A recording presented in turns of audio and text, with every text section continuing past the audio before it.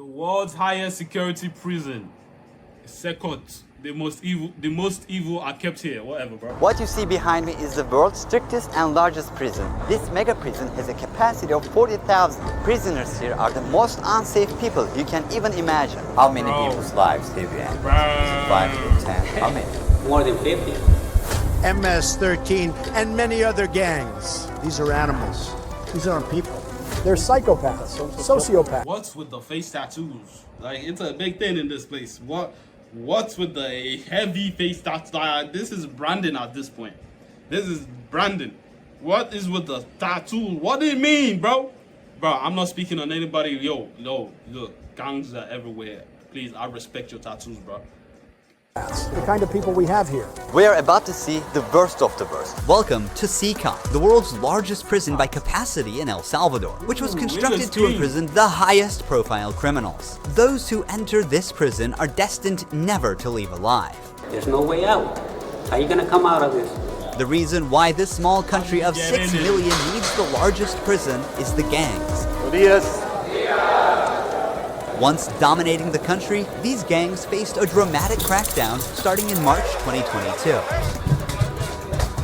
Under President Nayib Bukele's administration, over 70,000 individuals, about 2% of the country's adult population, were arrested within just 16 months. Buses transported thousands of chained gang. Bro, the president arrested 2,000 niggas. Sorry, 2% of the adult population in a year. Yo, someone should get that president to Nigeria. We need that nigga. We need that dude. Bro, we need you in Nigeria, bro. Members to CECOT in a tightly coordinated nighttime operation. Sitting one behind the other, heads lowered, they looked like a single mass.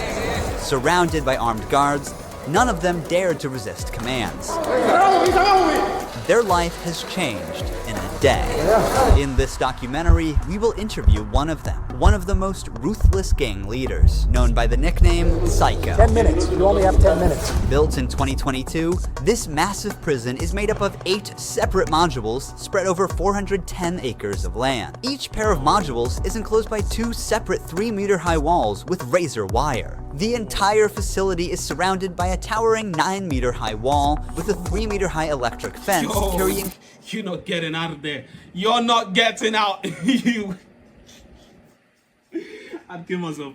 Yo. 15,000 volts. 19 watchtowers are ensuring nothing escapes notice. The entire design doesn't just prevent escape, it erases the very idea of it. Hello. Hello, we have permission from the presidency. The soldiers stopped us. We're hoping this will be the last checkpoint.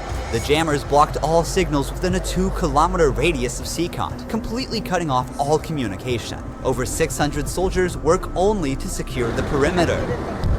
We are going to leave all of our belongings here before entering the prison. We will only carry our cameras and microphones, that's it. Pass slowly. Look at the camera. The body scan. I forgot my wedding ring on. Well, that needs to be put away over there. This high-capacity X-ray scanner even shows bones and internal organs. It's mainly used to scan newcomers, ensuring no one tries to sneak in anything forbidden on their body before entering. The inmates used to swallow some objects, or they would try to bring them in vaginally or anally. Micro SD memory cards, microchips, and not only that, even phone chargers. Another thorough body search has been conducted. Take off your shoes.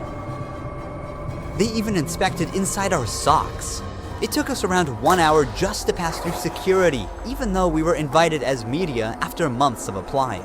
Guards are wearing masks because they're doing a risky job here. So if they get identified, it might be riskier for them to go to town centers because these gangs have a lot of connections. So they have to keep their identity secret. Why don't you wear a mask? I have to talk to them face to face, looking them in the eye. They already know who I am. We're in the registration room. This area is for inmates only. When a criminal is captured on the street, they don't carry ID or give their real name. That's why their fingerprints and photographs are taken here to enroll in the system. Once they become a permanent part of CECOT, the inmates lose all contact with loved ones for the rest of their lives, as family visits are strictly forbidden.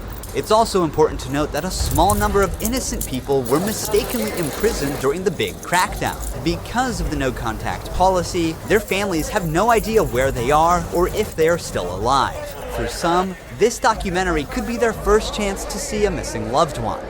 Before entering the modules where the inmates are, we visit the armory of the prison. This section is a must in case of possible riots, and these convicts are the most unsafe people on Earth. The type of firearm we use is a T65 rifle, similar to the M16 rifle. We also have this other firearm, which is a 12-gauge shotgun. A Sig Sauer rifle allows us to maneuver in spaces that are too tight to move. Whenever criminals are Isn't that unsafe though? Keeping like this type of arsenal in a prison full of madmen, isn't that unsafe? That seems unsafe to me. That seems unsafe to me. But hey, the prisoners are more than the guards, bro. I don't know, bro. It's unsafe. In my head, it's unsafe. are arrested and dragged to the bus, various cuffs and chains are used to restrict their movements and minimize the risk of harm to officers. Has there ever been a riot? So far, there have been no escape attempts.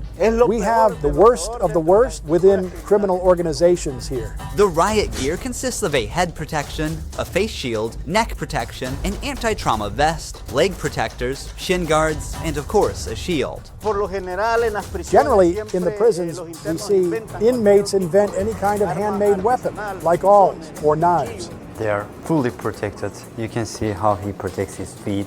Since this prison is so large, we have to hop on this bus. We are entering the module area. To keep the country safe, 1,000 staff members work inside CECOT. It is impossible, but let's just imagine that an inmate get out of the fortress. These pebbles that you see are put here intentionally because when they walk on these pebbles, it works like an alarm system. It makes a noise, they cannot sneak away. Have they tried to escape? No. Did they try? Difficult, because they would have to go through a series of security rings.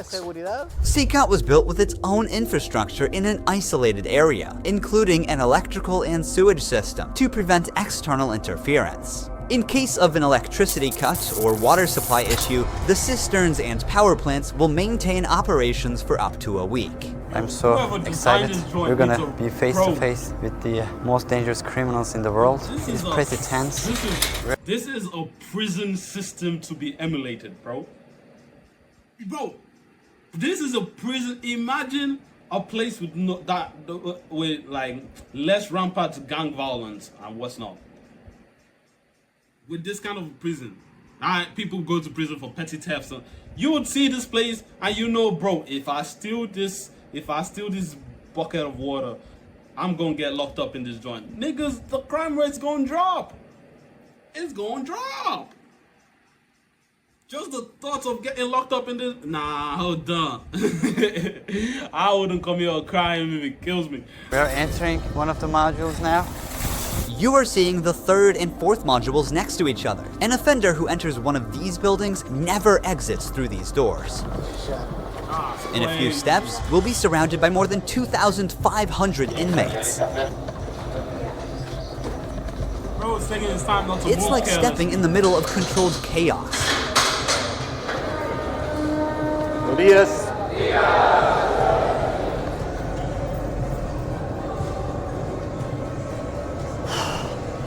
is so intense. Their eyes are all on me, following my every step.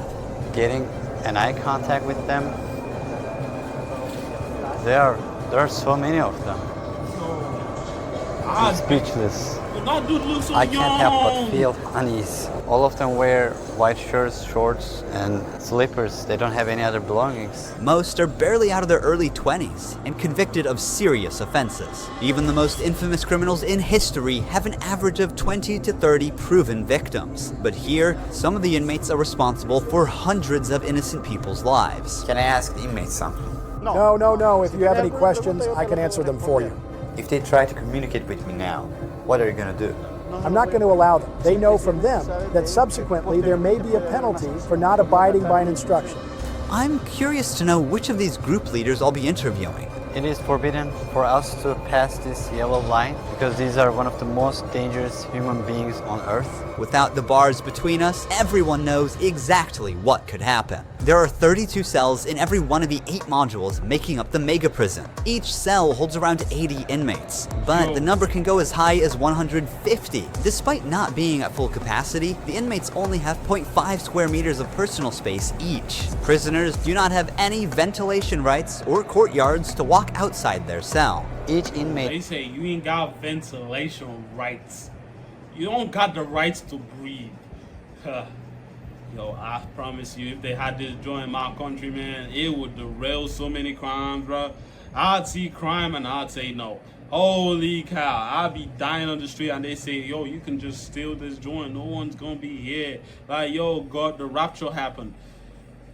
I'm not doing that joint, bro. Holy cow, man. They ain't even got beds, bro. They don't even have beds. You know how hard it is to sleep on a piece of metal for the rest of your life.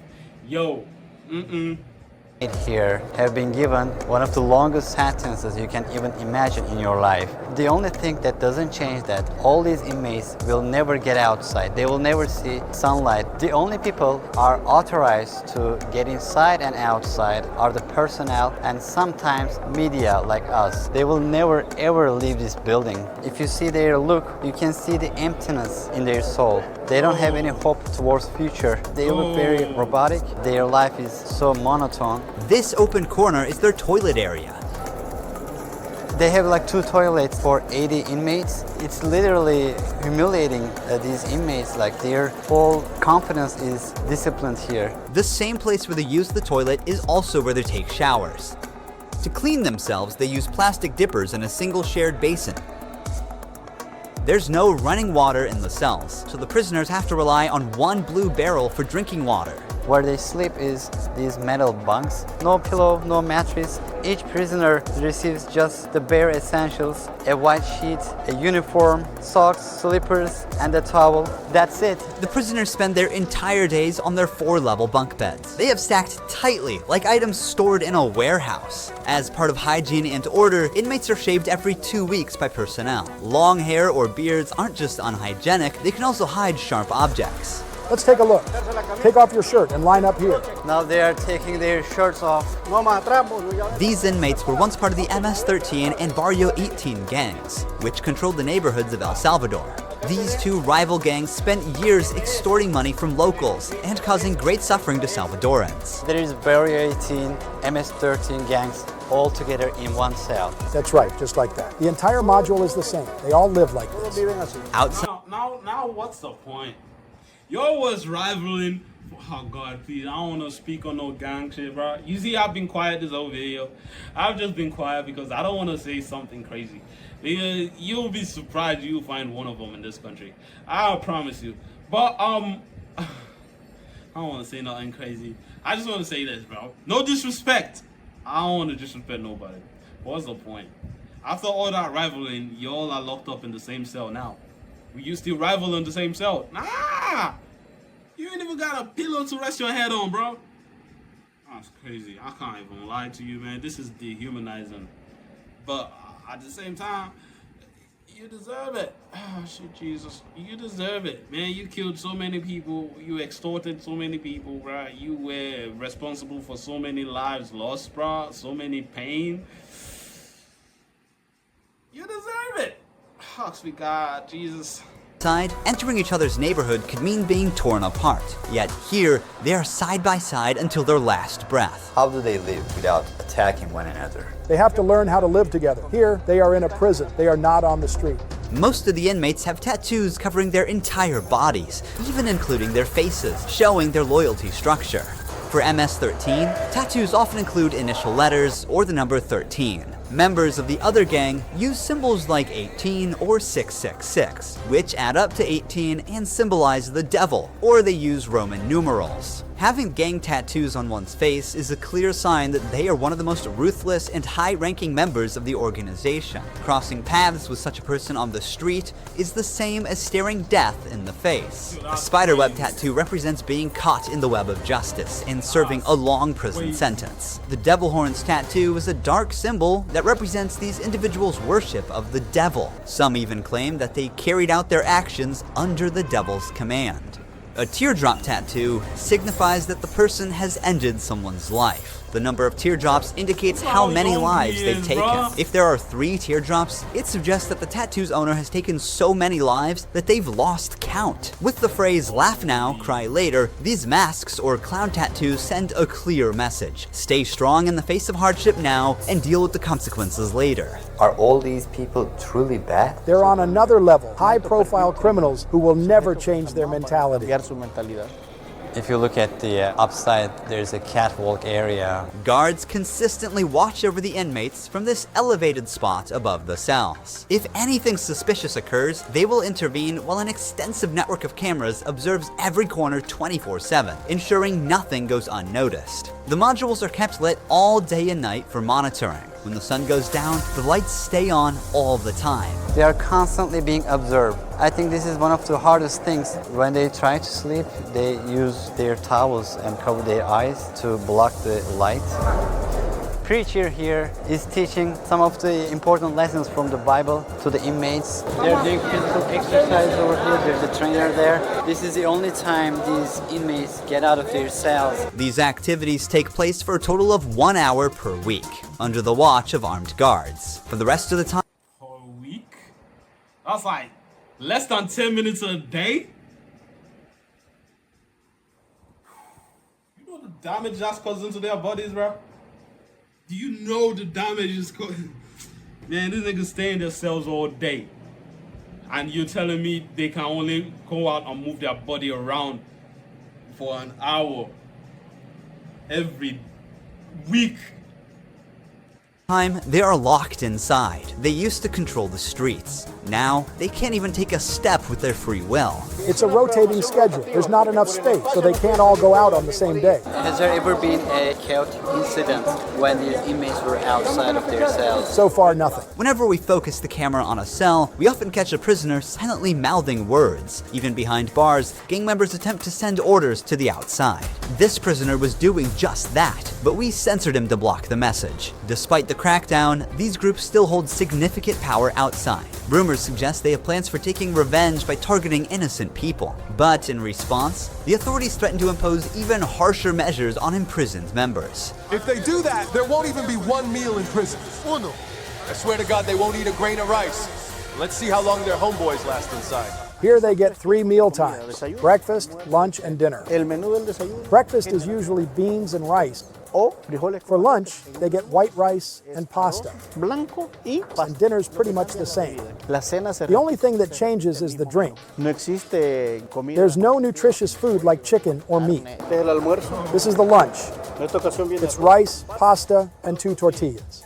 Does the menu vary from day to day? No, Is it the same every day? it's always the same. It's for freshmen. Okay. It's a sugary drink. I'm going to taste it for myself. Inmates must eat with their hands and clean their plates before returning them. With a diet lacking in protein, many likely suffer from nutritional deficiencies. Before starting our interview with an inmate, I want to show you one more place that is even more extreme than what you've seen so far. Here we are in the isolation cell area. If inmates break a rule, they can be sent to these isolation cells according to the legislation. The law gives me the right to keep the prisoners in isolation for up to 15 days. These cells have sealed doors. Through this grid, I can see them and identify who's inside. We serve food here, and we also use this space to put handcuffs on them before opening the door to move them from here to their cell.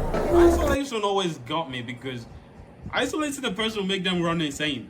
More insane than the way you found them. Why the hell are you isolating a nigga? Bro, do you know what? Bro, they drop you in a dark room alone for 15 days. I'd lose my mind 3 times over. Find it 3 times over too. Welcome to the isolation cell. If an inmate misbehaves, this is where he ends up. He won't know the time or how much longer he'll be kept inside. For days or even weeks, he sleeps on this concrete bed without ever leaving. They are cut off from the outside world, left alone with nothing but their thoughts. This is where they supply their water There's a water basin here. They take their water here, and this is where they pee. The basin for drinking water and the toilets are located side by side. The toilet looks recently used and dirty, suggesting that this cell has recently been used. The only light they have is this little hole that barely lets the sunshine in. This openness is also the sole source of fresh air. What is the most challenging thing about isolation room, according to you? Inside, you don't even see your hands. So when someone is isolated, it is necessary for them to have something, a book, anything, to keep their mind clear. But here, they don't have access to any of that. No matter how tough a criminal is, this kind of isolation breaks them. This is necessary for the type of offenders that we have here. People who once played God by deciding who would live and who wouldn't live deserve the worst punishment. We don't show them mercy. They can ask for forgiveness, and may God forgive them. But here, justice must be served for so many victims, and it's the least they deserve. Now we're going to interview the inmate known as Psycho. He has a 34-year criminal history and has spent the last 25 years as a high-ranking member of an organization. 10 minutes. You only have 10 minutes. 12 guards are barely enough to ensure the safety around this inmate. Remove the mask. What is your name? My name is Marvin Ernesto Medrano Vasquez. How old are you? I'm 41 years old. You don't look 41. You look younger, like 35. That's a good thing that you told me, because I feel old. Can I see your tattoos? I'm at 13. When did you join this crime organization? In 2004, but I started my criminal record since I was 11 years old. How did you first become involved? Oh my God, man.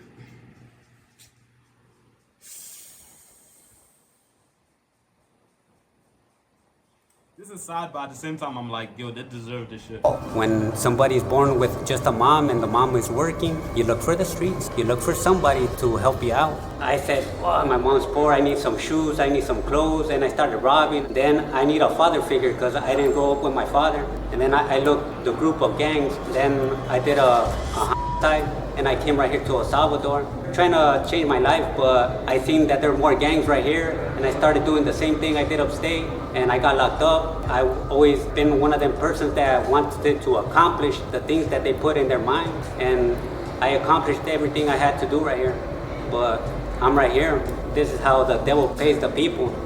Is it true that to join this crime organization, you need to end someone's life? Yeah. But the first one must be one of your relatives, right? Yeah, because you got...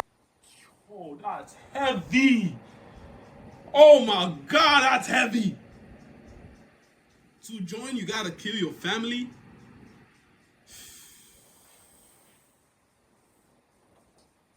Yo, that's tough, man. That's tough, man. Who did he? Oh my God. Every one of them had to, for you to join, you gotta kill one of your family, bro.